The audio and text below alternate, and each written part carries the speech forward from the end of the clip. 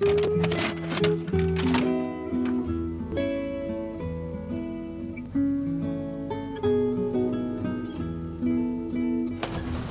snowmobile is a 2014. The driver, a 1923. You still like doing this? Yeah, I sure do. David Johnson, 91 years old. Still embarking on 200-mile snowmobile trips. Like some seniors, take walks to the park. To some people, he's a hero. To me, he's my dad. It's a two-stroke motor. Anything you'd like to know about his Polaris sled, just ask. It's 600, yeah.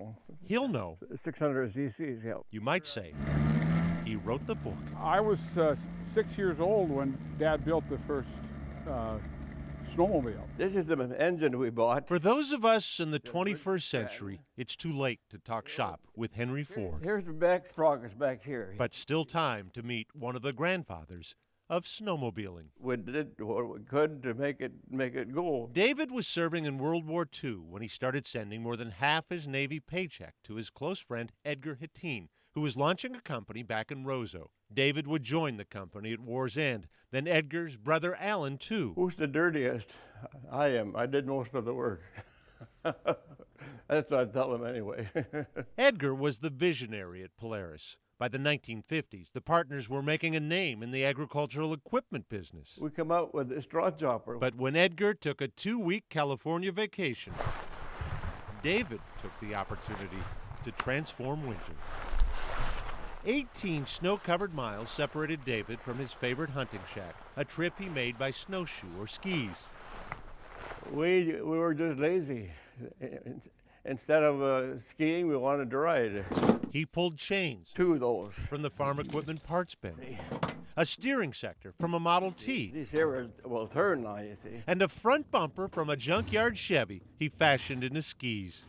David never snowshoed to the hunting shack again, and an industry was born. Now this machine is what we call the Polaris Ranger. David Johnson didn't invent the snowmobile. Others had tinkered before him. They could take a machine like this and have a lot of fun. But Polaris did build the first mass-produced sled priced for an average family. Then we went to what we call the Comet, with the motor in front. Today, half the snowmobiles sold in America are manufactured in Minnesota by Polaris in Roseau and Arctic Cat in Thief River Falls, also founded by Edgar Hittine after he parted ways with Polaris. Polaris now employs more than 1,600 people at its Roseau factory, turning out both snowmobiles and several lines of all-terrain vehicles. 1,600 workers in a town of 2,600 people. Just like everything else. When he started, David didn't see this coming.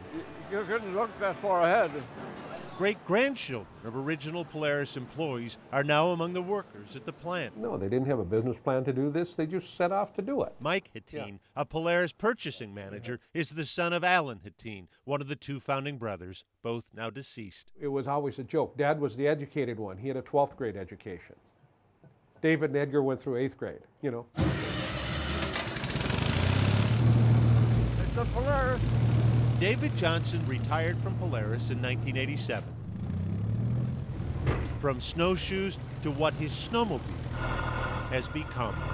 It's become a part of our winter lifestyle, not just little Roseau, Minnesota. You know, the whole state enjoys the lifestyle around snowmobiling. And no one savors the ride more than the 91-year-old man who started it. You came up with a pretty good idea here, didn't you? Yeah, I think so. At least we're having fun anyway. Boyd Huppert, KARE 11 News, Roseau.